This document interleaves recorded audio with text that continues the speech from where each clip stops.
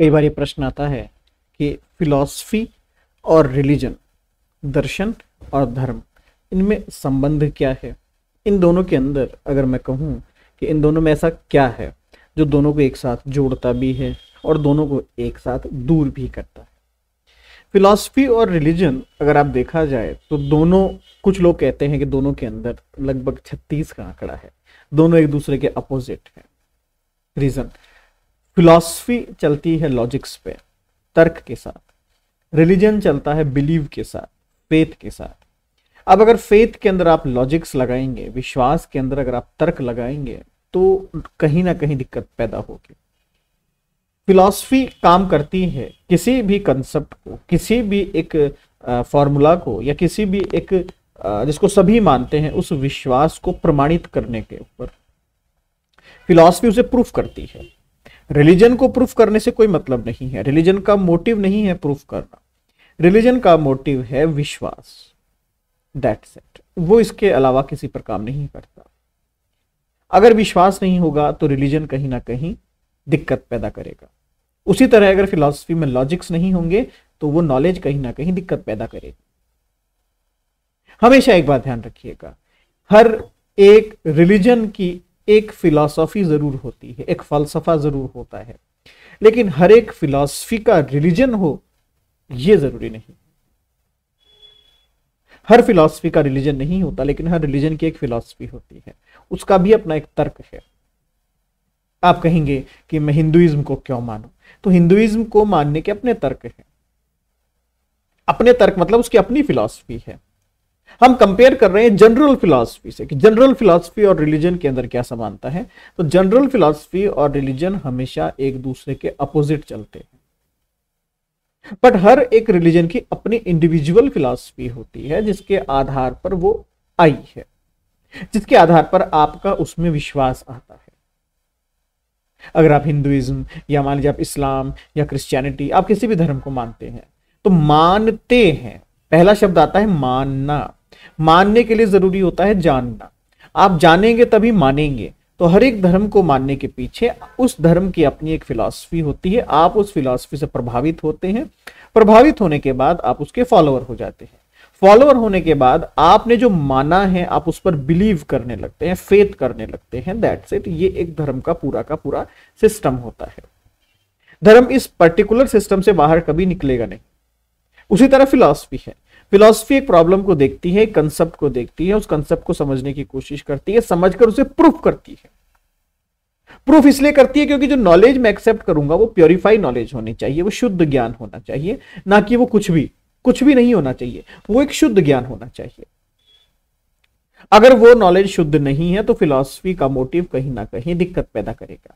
Philosophy का motive ये नहीं होता। फिलॉसफी चाहती है कि वो आपको एक ऐसी नॉलेज दे जो नॉलेज आपको कहीं ना कहीं लॉजिकली ये प्रूफ कर सके कि हां मैं सही हूं। जैसे कि साइंस का पैटर्न भी रिलीजन के जैसा ही है। पहले उसमें भी माना जाता है कि ये प्रॉब्लम है, फिर उसको जानने की कोशिश की जाती है। यहां पर लॉजिक्स का यूज ज्यादा किया जाता है, तर्कों का इस्तेमाल ज्यादा किया जाता है। उसके बाद एक सिद्धांत बना दिया जाता है, एक फॉर्मूला बना दिया जाता है, जिस फॉर्मूले को वो साइंटिस्ट मानता है। तो इस कंडीशन में एक चीज समझ में आती है कि जो पैटर्न रिलीजन का है वैसा ही पैटर्न फिलॉसफी का है। तो दोनों में फिर डिफरेंशिएशन क्या है? दोनों में अंतर सिर्फ इतना सा है, रिलीजन कंप्लीटली विश्वास पर आधारित है, यहां पर फिलॉसफी का यूज किया जाता है, फिर निष्कर्ष तक पहुंचा जाता है, निष्कर्ष पर विश्वास किया जाता है, दैट्स इट। फिलॉसफी का भी यही है, एक प्रॉब्लम को लिया जाता है, उसकी फिलॉसफी को यूज किया जाता है, तर्क लगाए जाते हैं, निष्कर्ष तक पहुंचा जाता है। तो फिर आप कहेंगे दोनों में फिर समानता बहुत ज्यादा हो गई, ये तो अलग अलग कैसे हुए? रिलीजन विश्वास के बाद आगे नहीं बढ़ता, फिलॉसफी विश्वास के बाद भी आगे बढ़ सकती है। अगर एक टाइम बाद आपने देखा कि मेरी फिलॉसफी गलत थी तो आप उसमें संशोधन कर सकते हैं, लेकिन अगर एक समय के बाद आपने देखा कि एक धर्म में दिक्कत है तो आप उसमें संशोधन नहीं कर सकते। यह आपकी सबसे बड़ी दिक्कत है। रिलीजन एक अपना सेट पैटर्न बना के चलता है, धर्म अपना एक सेट क्राइटेरिया बनाकर चलता है। वो उस क्राइटेरिया को तोड़ने की परमिशन किसी को नहीं देता, वो अपने इकोसिस्टम को तोड़ने की परमिशन किसी को नहीं देता, जबकि फिलॉसफी का कोई इकोसिस्टम नहीं होता। फिलॉसफी को कोई भी कभी भी कैसे भी डिस्ट्रॉय कर सकता है, कैसे भी डेवलप कर सकता है, कैसे भी तोड़ सकता है, ये चलता रहता है।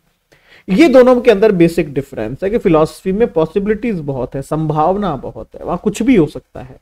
रिलीजन में कुछ भी हो सकता है वाली बातें नहीं है। वहां अगर एक सिद्धांत बना दिया गया कि सुबह उठकर ये कार्य करना है तो फिर ये कार्य करना है। हो सकता है इसका वैज्ञानिक कारण भी हो सकता है इसका कोई और तर्क भी हो, वो बात नहीं है, बट हम यहां बिना जाने इसे फॉलो करेंगे। फिलॉसफी बिना जाने फॉलो करने को अलाउ नहीं करती है।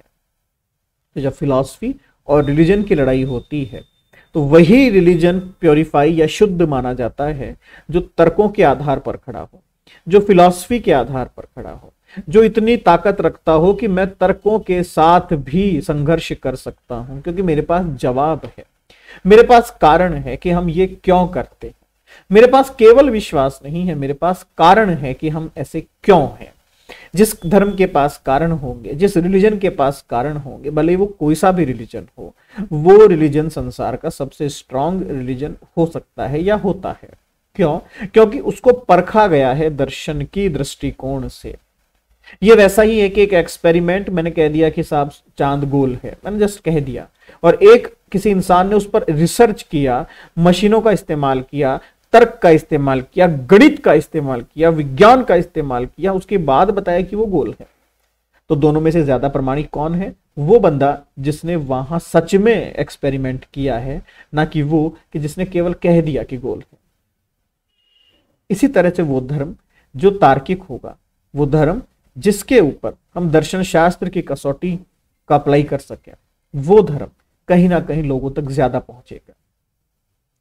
लोग तर्क जब करते हैं धर्म को लेकर तो हमेशा एक बात ध्यान रखिएगा, वो आपको नीचा दिखाने की कोशिश नहीं कर रहे हैं, उनकी एक जिज्ञासा है, उसका समाधान कीजिए, उसका समाधान